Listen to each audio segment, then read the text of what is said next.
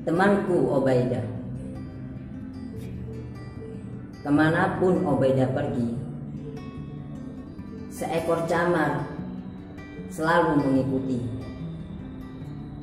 Ia terus mengikuti Obaidah kemana-mana, bahkan hingga ke pembuat lilin, menunggu hingga ia keluar. Ketika Obaidah pergi ke dermaga untuk mencari ikan, camar tersebut mengikuti Obaidah, melompat-lompat di belakang Obaidah.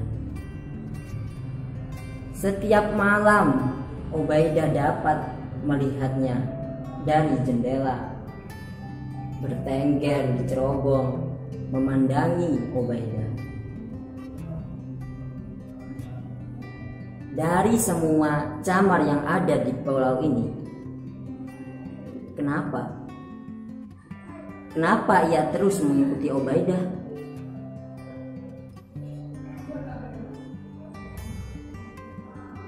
Pada hari pertama pertemuan, semua orang berdandan rapi, berbaris bagaikan melakukan pawai.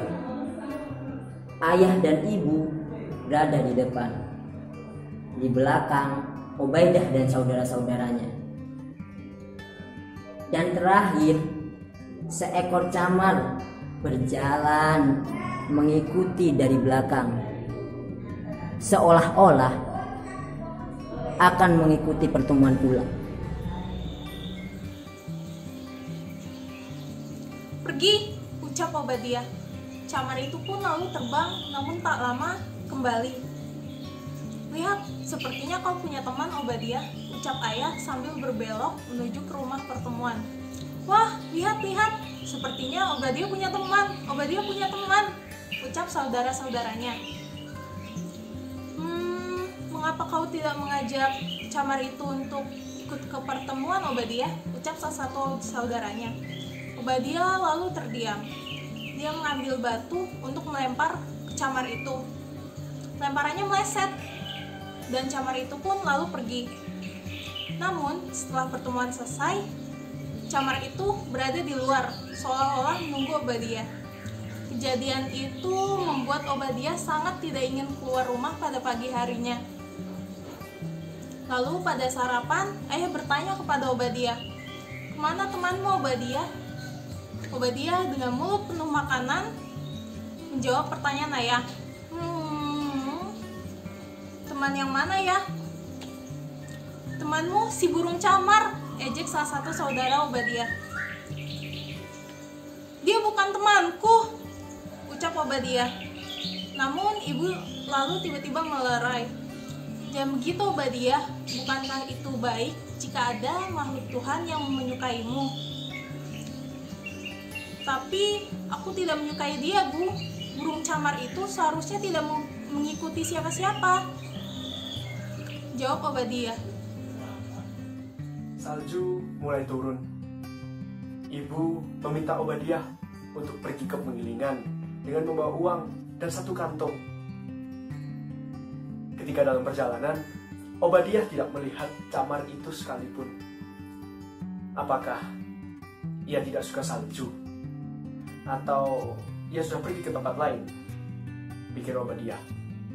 Ia merasa senang karena akhirnya tidak ada burung camar yang mengikutinya kemanapun ia pergi.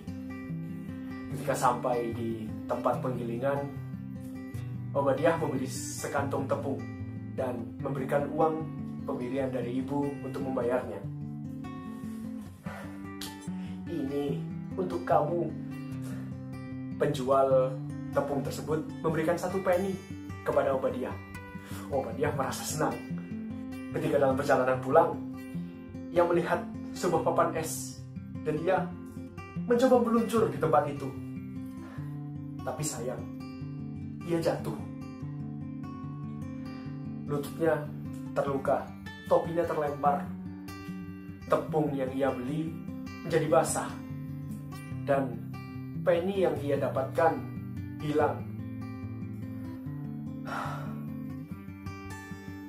Obadiah merasa sedih karena ia sendirian, kedinginan, dalam perjalanan pulang.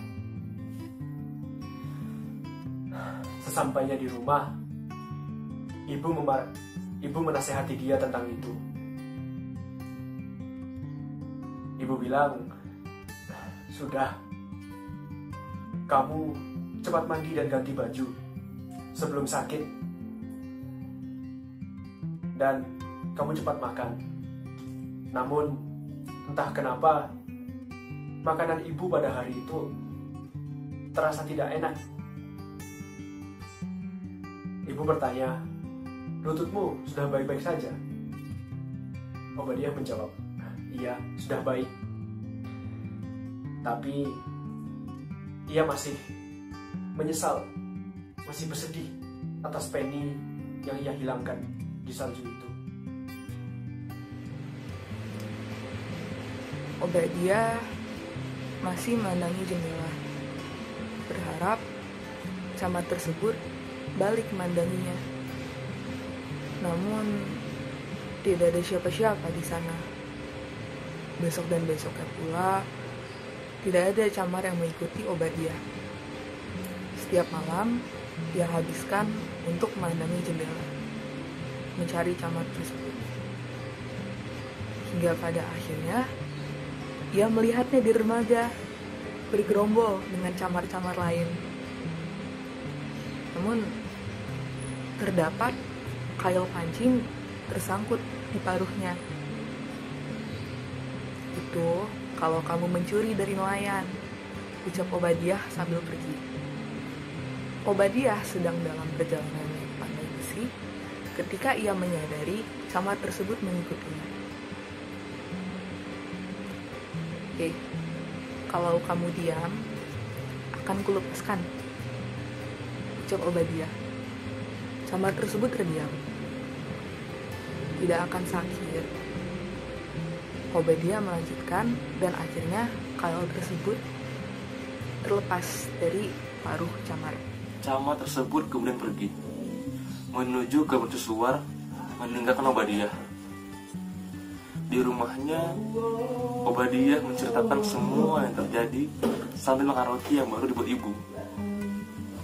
"Kalau begitu, ia tidak akan kelihatan lagi," ucap salah satu saudaranya.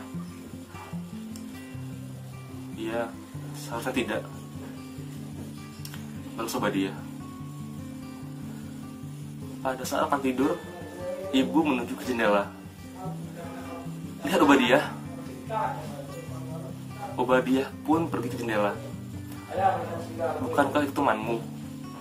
kata ibu sambil menunjuk salah satu cerobong dengan camar bertengger di atasnya. "Itu dia," seru Obadiah. "Apakah dia tidak keinginan, Bu?" Ibu menjawab, "Ia tidak keinginan karena dia memiliki bulu-bulu hangat. Karena kamu tidak punya bulu-bulu hangat, maka cepat pergi tidur sebelum kedinginan." Angin pun bertiupan di sekitar rumah, dan Obadiah mulai nyaman dengan kasurnya. "Ibu, camar itu temanku," bagus Obadiah. "Selamat malam." Ibu pergi ke jendela, ingin mematikan lilin saat Obadiah memanggilnya. "Ibu," kata Obadiah. "Iya, Obadiah." "Karena aku bantunya, berarti aku temannya juga.